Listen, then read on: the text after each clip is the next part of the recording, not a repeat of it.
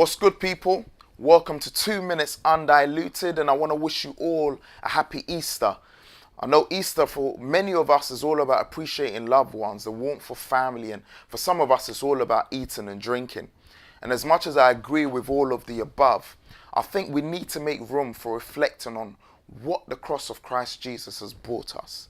And obviously I've got to do it all in 2 minutes, so it's important that we give you just two of the nuggets as to why I think like this. First one, forgiveness has been poured out on the cross.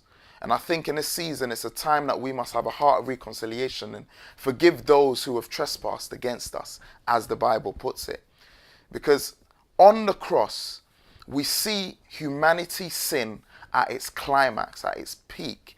We see humanity rejecting Jesus. We pronounce death on the Son of God and we go ahead to execute it. If there was any moment in history where God's wrath was supposed to pour on us, then it was at that point.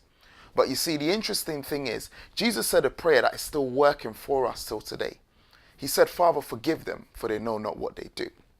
And secondly, all relationships, all horizontal relationships, as we gaze at the cross, everyone is catered for.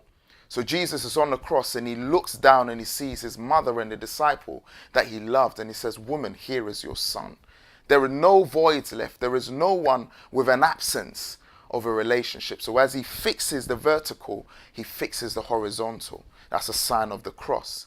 You see, in this cross made of wood, a temporary artifact, we have an eternal effect. So that's it for me. But I want you to think about this. If you haven't taken up your cross, don't wait for the passion of Christ before you do so. You need to take up your cross. Forgive those who have trespassed against you and reconcile to them. Hit that subscribe button if you haven't already, and stay tuned for more 2 Minutes Undiluted. Happy Easter to you all.